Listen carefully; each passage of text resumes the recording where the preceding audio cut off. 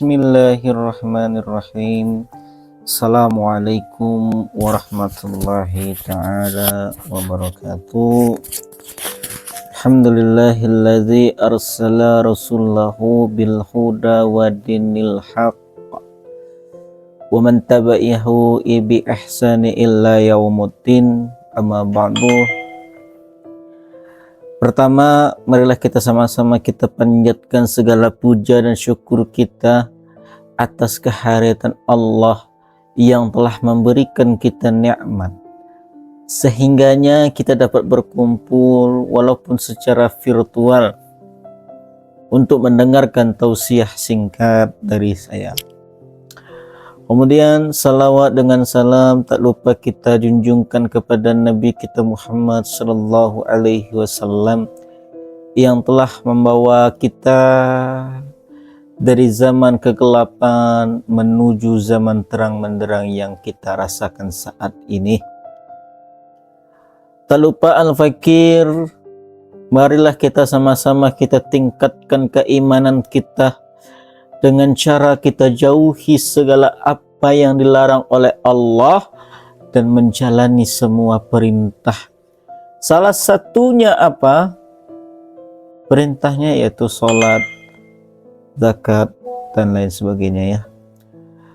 Salah satu untuk kita jauhkan adalah perbuatan zina, bermabuk-mabukan, dan lain sebagainya, Bapak Ibu. Hadirin yang berbahagia, sidang sholat subuh yang dirahmati oleh Allah Subhanahu wa Ta'ala.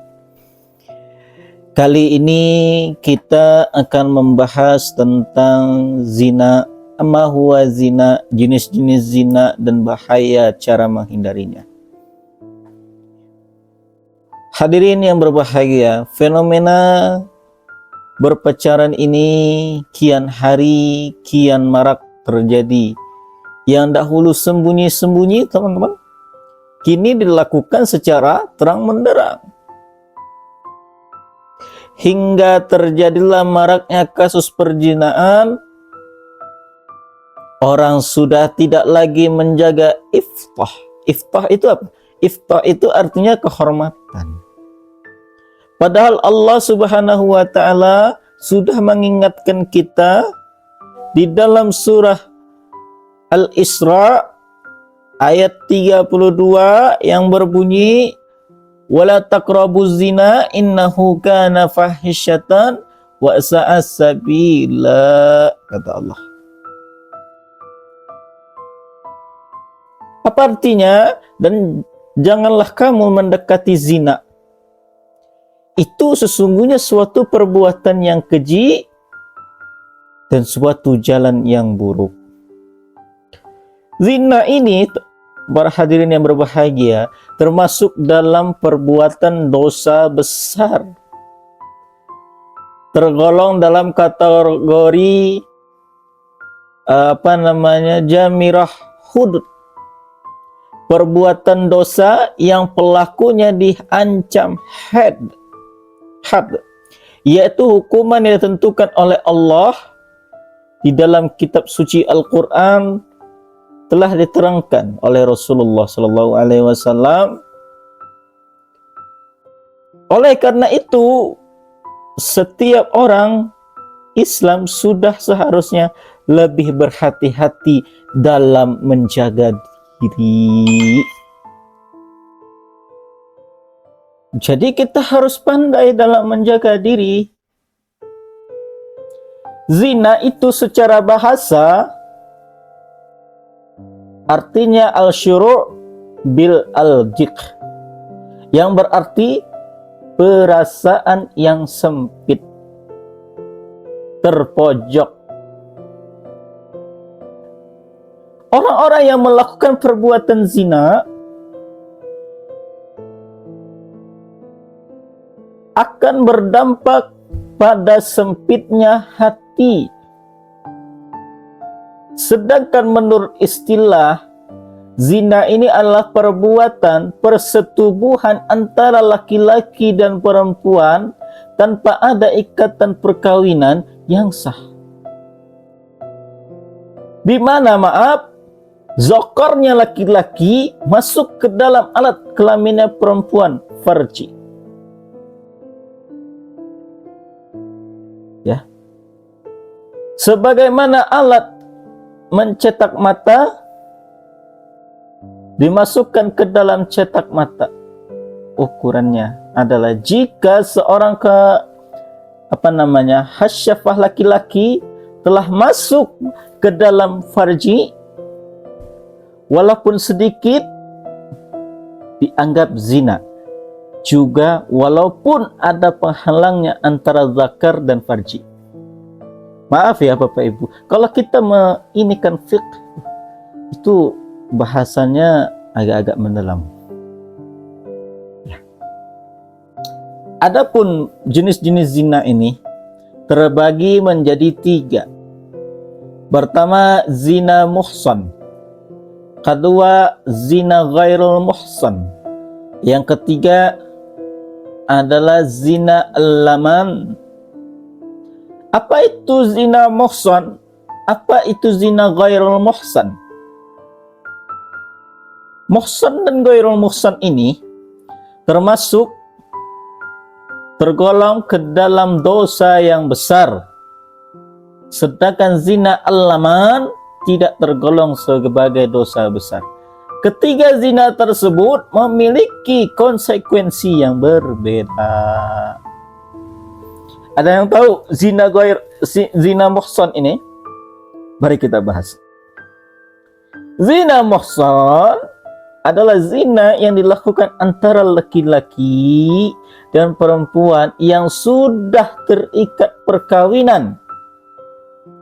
Pelaku zina muhsan akan mendapatkan hukuman yang berat dari masyarakat maupun secara syariat.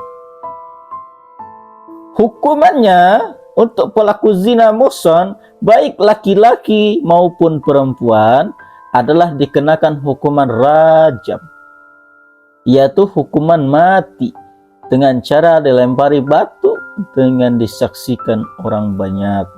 Itu zina muhsan. Maksudnya gini ya, dia telah menikah sama yang lain, kemudian dia melakukan perbuatan zina itu kepada orang lain. Itu maksudnya zina muhsan. Hukumannya adalah rajam, baik laki-laki maupun perempuan. Para jamaah yang dirahmati oleh Allah Subhanahu wa taala.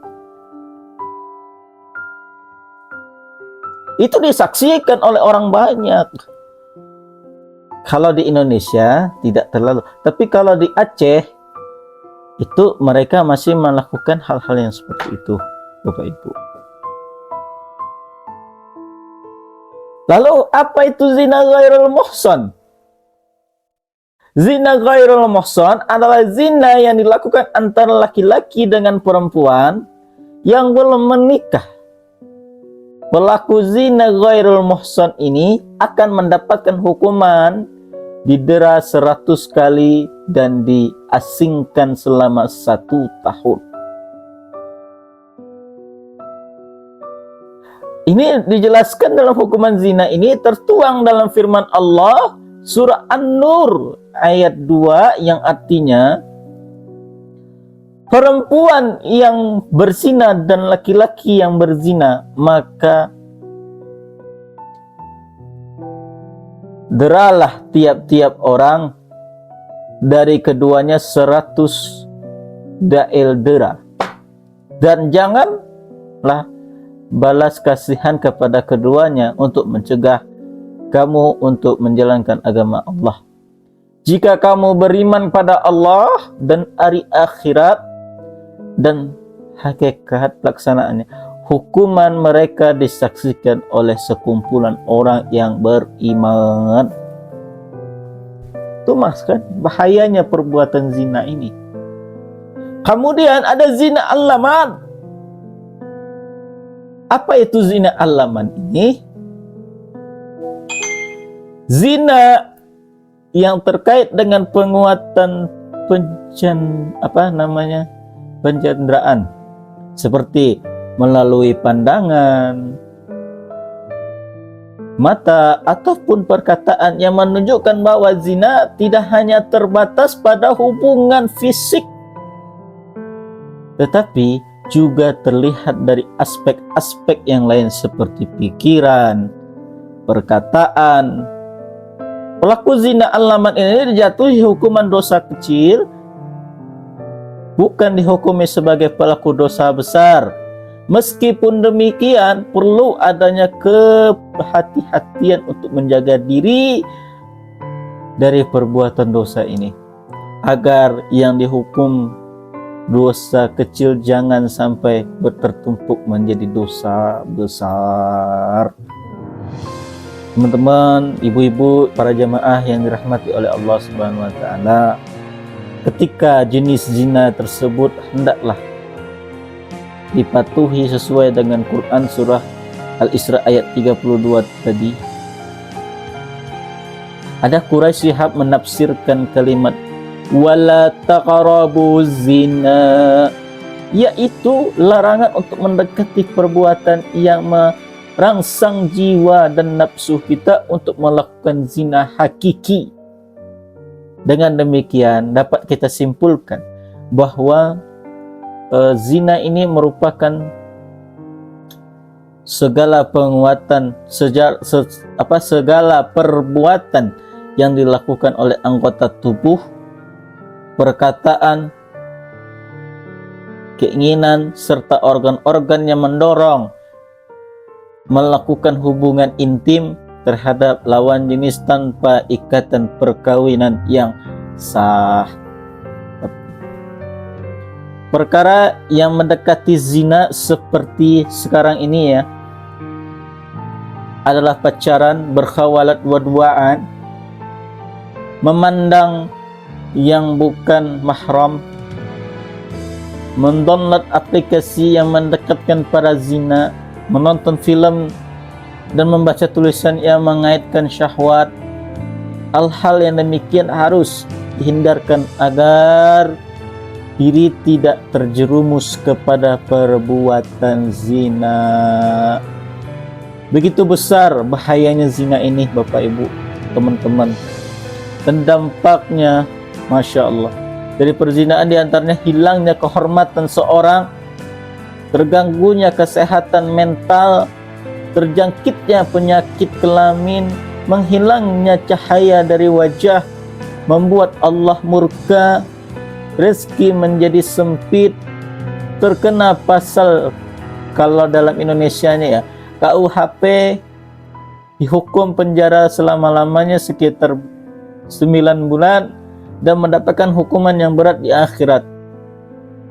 Oleh karena itu, marilah kita jauhi perbuatan zina ini, berusaha semaksimal mungkin diri kita menghindari zina.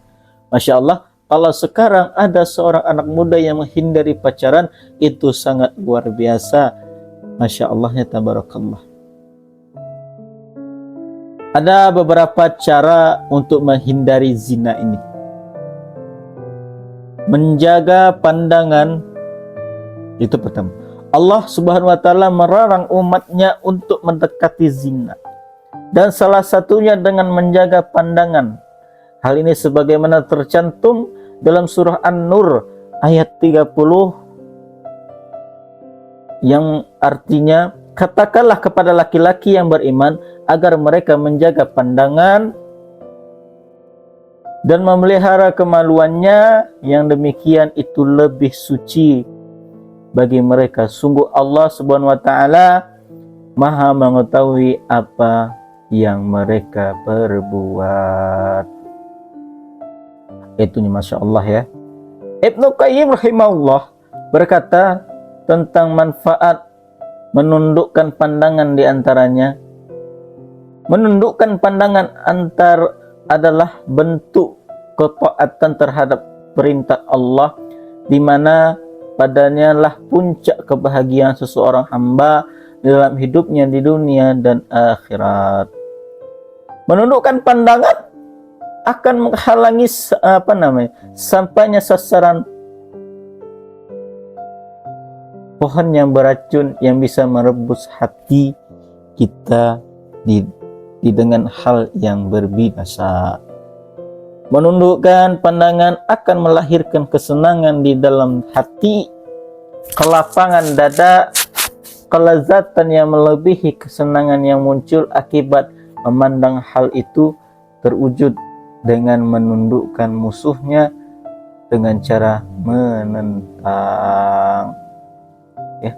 Menundukkan pandangan ini mendatangkan cahaya bagi hati, sebagaimana melampaskan pandangan akan menyebabkan kegelapan bagi hati orang itu. Oleh karena itu Allah Subhanahu wa taala menyebutkan ayat tentang cahaya setelah perintah untuk menundukkan pandangan pada Quran surah An-Nur. Maksudnya adalah perempuan cahaya Allah di dalam hati hambanya, menjalankan perintah, menjauhi segala larang-larangannya. Lalu apabila hati telah terang menderang, maka kebaikan akan datang kepadanya dari segala penjuru, sebagaimana saat hati itu menghitam, maka kabut bencana keburukan akan menghampiri. Menjaga cara berpakaian kita kalau perempuan, selain menjaga pandangan, menjaga berpakaian, laki-laki juga ya, juga menjadi langkah penting untuk menghindari daripadanya perbuatan zina. Islam telah mengatur aturan terkait batasan-batasan aurat yang ditutupi. Lalu kita memperkuat keimanan melalui pendidikan agama. Pendidikan agama dapat memperkuat iman seseorang sejak dini, teman-teman. Sehingga diharuskannya sejak kecil seorang telah memahami ajaran-ajaran agama yang baik. Kemudian apalagi berpuasa. Berpuasa itu dapat membantu menghindari zina, karena kalau puasa mengajarkan kita untuk mengendalikan diri dan menahan hawa dan nafsu kita. Ketika seorang berpuasa, dia harus menahan diri dari makan dan minum hubungan suami istri selama waktu puasa. Hal ini membantu seseorang untuk belajar mengandalkan hawa nafsu, termasuk hawa nafsu seksual yang dapat mencegah terjadinya perbuatan zina. Lalu apalagi caranya? Membentuk karakter yang baik. Ya. Membentuk karakter yang baik juga merupakan langkah-langkah penting dalam menghindari zina. Kemudian apalagi? Kemudian menjauhi tempat dan situasi yang berpotensi. Hindari tempat-tempat atau situasi yang mengundang godaan kita, seperti klub malam ataupun acara-acara yang melibatkan pergaulan bebas. Kita hindari. Lalu menikah. Menikah adalah solusi untuk menghindari perzinaan, karena menikah itu lebih dari memohon pandangan dan lebih dari memelihara kemaluan.